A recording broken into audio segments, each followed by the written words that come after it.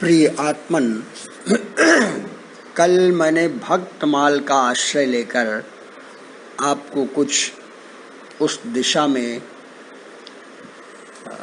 संकेत देने की आवश्यकता की थी।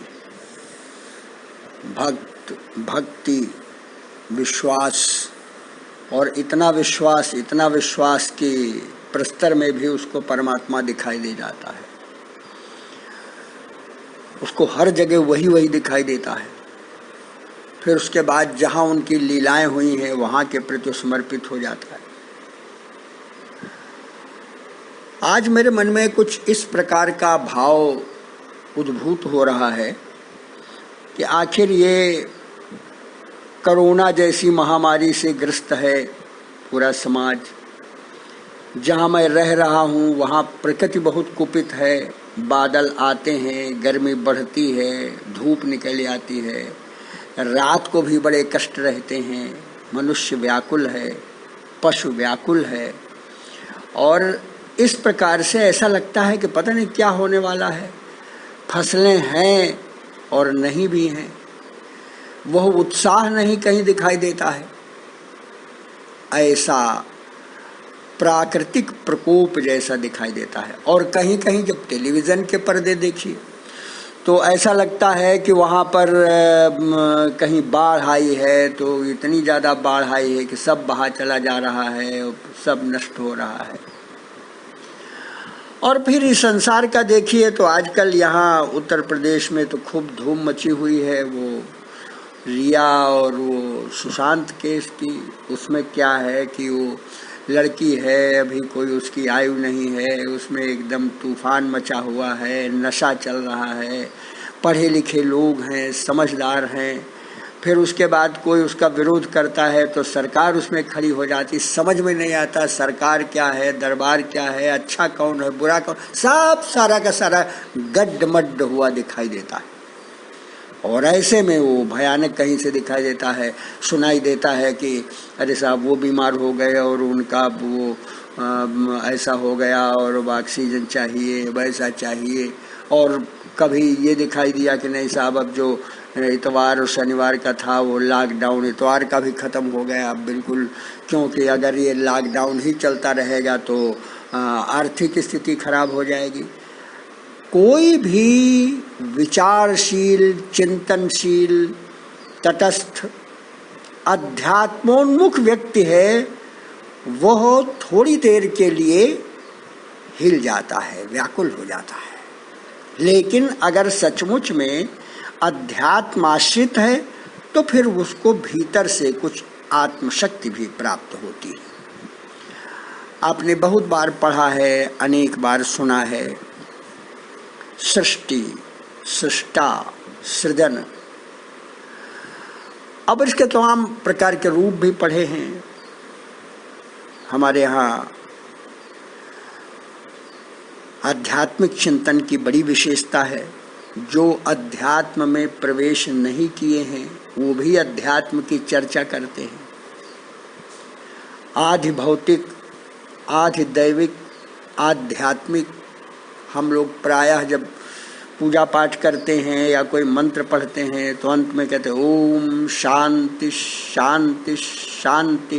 3 बार क्यों कहते हैं? कभी शायद मैंने बताया था। इसलिए कहते हैं कि आधि भौतिक, आधि दैविक, आध्यात्मिक, तीनों प्रकार की शांति मुझे प्राप्त हो। आध्यात्मिक शांति में प्राप्त हो। अध्यात्म का अर्थ है कि जो सचमुच में जो तत्व है उसको मैं समझूं। अब मैं कोशिश करता हूं आपको बताने की। अनेक प्रकार से प्रकाशित किया गया सृष्टि कैसे है। सर्वप्रथम परमात्म तत्व जो योग निद्रा में निमग्न रहता है, उसके मन में इच्छा जागृत होती है। अब ये इच्छा शब्द जो है, अब शब्द तो कोई न कोई तो बोलना पड़ेगा। आपकी भाषा में इच्छा है, कहीं कुछ और होगा। अगर उनका चिंतन इतना गहरा होगा कि मैं देखूं, देखने की शक्ति है, लेकिन जब उसने देखा तो ऐसा लगा कि कुछ दिखाई ही नहीं दे रहा, सामने कोई दृश्य नहीं है। अब आपको अगर सामने कोई दृश्य नहीं दिखाई देता है, कोई पेड़ पौधे नहीं है, तो भी आपको दूर दिखाई देता है कि आकाश और पृथ्वी एक में मिले हुए हैं। इस स्थान को हम लोग साहित्यिक लोग कहते हैं क्षितिज। क्षित से उत्पन्न हो रहा है जो, क्षिति माने पृथ्वी, ज माने उत्पन्न होना, जैसे जलज, जल से उत्पन्न हुआ है जो। तो अब क्षिति माने पृथ्वी से उत्पन्न, ऐसा लगता है कि आकाश ये पृथ्वी से निकल रहा है और आगे आप बढ़िए तो आगे फिर एक दिखाई देता है। अगर कोई पेड़ पौधे नहीं है तो दृष्टि अटक जाती। अब हमारे यहाँ विचारकों ने, चिंतकों ने कहा कि जब परमेश्वर ने देखा कि कहीं कुछ दिखाई ही नहीं दे रहा है और क्षितिज भी नहीं है, यानी आकाश भी जो है ये नहीं है, तब फिर क्या है? तो कुछ नहीं है। कुछ नहीं है तो उसने सृष्टि की रचना की। प्रकृतिर महान ततोहंकार तस्माद गणश्च षोडक तस्मादपि षोडक पंचभ्य पंचभूतानि इत्यादि इत्यादि श्लोक छंद सब जगह ऋषियों ने लिख दिए हैं। क्या मतलब हुआ कि यह सृष्टि परमात्मा ने लोकवत्तु लीला कैवल्यम, उपनिषदकार कहता है। अब बना दी उसने। अब इसमें कि महत्तत्व हुआ, फिर उसके बाद ये पंच महाभूत हुए, फिर इसके बाद आध्यात्मिक, आदि भौतिक, आदि दैविक। अब ये तीनों चीजें क्या हैं? आदि भौतिक सृष्टि तो दिखाई देती है। आदि भौतिक माने जो सामने दिखाई दे रहा है, इसको आदि भौतिक कहते हैं। स्थावर है, जंगम है, स्वेदज है, जरायुज है, अंडज है, तमाम प्रकार के। जड़ तत्व भी दिखाई देता है, यद्यपि अद्वैतवादी कहते हैं कि जड़ कुछ नहीं है, सब जंगम है। और आप भी जब विश्लेषण करते हैं तो आपको लगता है कि नहीं, वो जो परमाणु है जो स्थिर रहता दिखाई देता, उसके भीतर भी संचालन हो रहा, वो अलग विषय हो जाएगा, भ्रमित हो जाएंगे। इसी में कुछ ऐसे होते हैं जो कीट पतंगे होते हैं, इसी में कुछ वो सांप बिच्छू होते हैं, उसी में कुछ, और उसी में मनुष्य होता है। चिंतन है, विचार है, सृजन की शक्ति है, सब कुछ है, और दंभ भी है, दर्प भी है। ऐसा ये आदि भौतिक सृष्टि है और आध्यात्मिक शक्ति।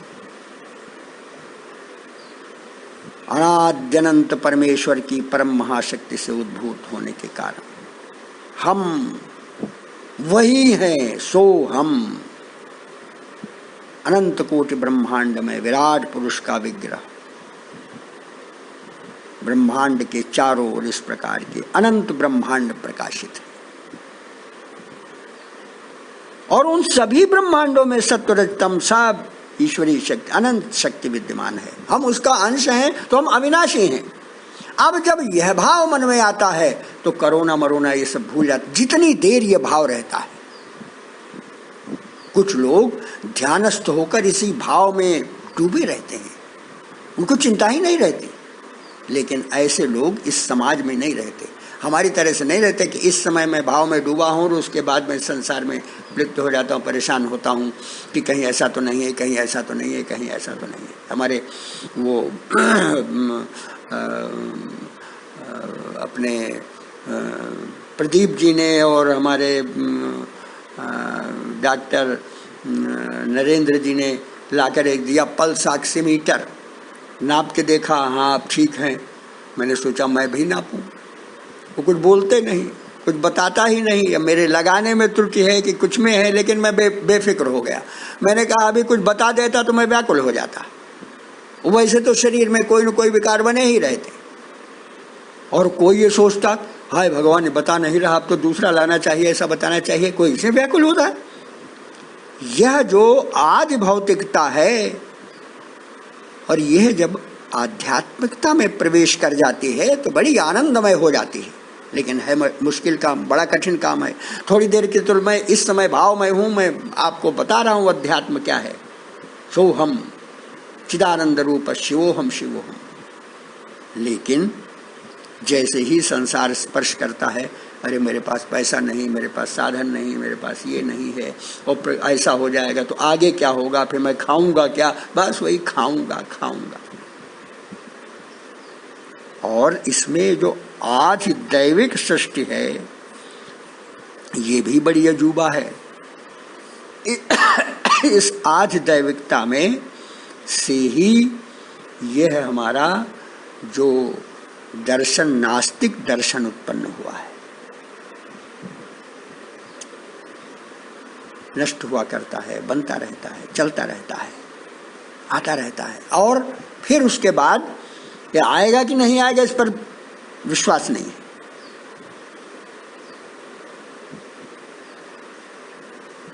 और इस प्रकार से यह संसार, यह सृष्टि चल रही है।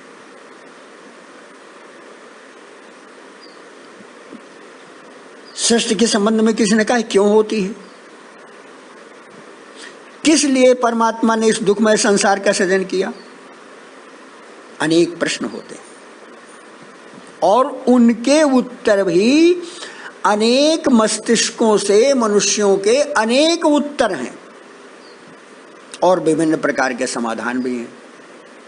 और इसीलिए किसी सम्यक दृष्टा ऋषि ने क्या कह दिया, वेदा विभिन्ना स्मृतयो विभिन्ना नासो मुनिर यस्य मतम न भिन्नम धर्मस्य तत्वम निहितम गुहायाम। ये जो सचमुच में धर्म का तत्व है, ये बड़ी गहन गुफा में, धर्मस्य तत्वम निहितम गुहायाम। तो कहाँ ढूंढने जाओगे, कहाँ परेशान होगे, कहाँ व्याकुल हो गए। इसलिए देखो जो भला आदमी, जैसे जिसको लोग भला कहते हैं, महाजनो ये न गता सपंथा।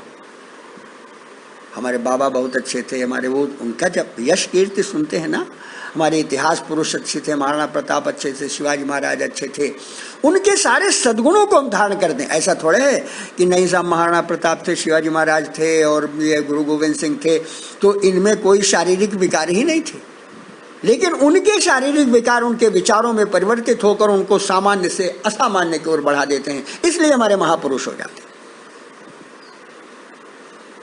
और यह महापुरुषत्व उनका जब हमारे भीतर प्रवेश करता है तो हम किसी न किसी छोटे न छोटे रूप में करते थे। आपको पढ़ाते समय मैं बताया करता था कि भाई हनुमान जी समुद्र लांग गए तो नाली तो हम भी लांग लेते हैं। जब हम कोशिश करते हैं तो लॉन्ग जंप में हम कई मीटर तक जाते हैं, फिर रिकॉर्ड बना देते हैं। तो यही शक्ति जब असीम हो गई और आगे हो गई तो समुद्र लंघन की शक्ति मिल गई। इसलिए तू है गगन विस्तीर्ण तो मैं एक तारा क्षुद्र हूं, तू है महासागर अगम मैं एक धारा क्षुद्र हूं, मैं तेरा ही अंश हूं। यह जो विचार विश्वास है सृष्टि के सृजन का, जिस समय हम इसमें प्रवेश करते हैं उस समय संसार के दुख और पीड़ा सब पूरी तरह से समाप्त हो जाती है। और ऐसे ही समय में जो लेखन का अभ्यास करते हैं, वो कुछ लिख देते हैं, उनको आनंद आता है। अपना ही लिखा हुआ पढ़ते हैं तो आपको अच्छा लगता है, ऐसा लगता है किसने लिख दिया, इतना अच्छा लिख दिया।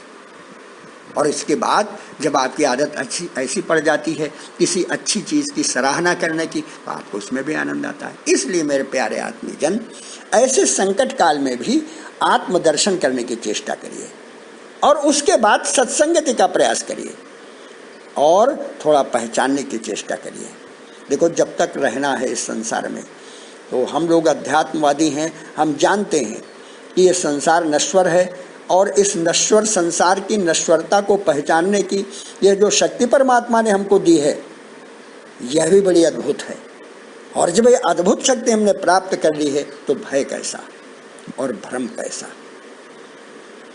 मैं कभी कभी विचार करता हूँ, अरे भाई पढ़ाई लिखाई हो गई थी, मैं वहाँ से रिटायर हो गया दुनिया की दृष्टि में, आपने सर्टिफिकेट पा लिया, आप अपने पदों पर हो गए, हम मुरझा गए, आप खिल गए, बस हो गया पूरा। हम मुरझाने के बाद आपकी जड़ों में खाद बनकर पड़ गए, आप लहलहा उठे, यही सृष्टि का स्वभाव है। लेकिन उसके बाद भी मैं अपनी वाणी विधान से आपको इस तरह से संपोषित करूं, यह भी उसी सृष्टा का ही तो कोई एक विधान है। इस पर क्यों न विश्वास करें?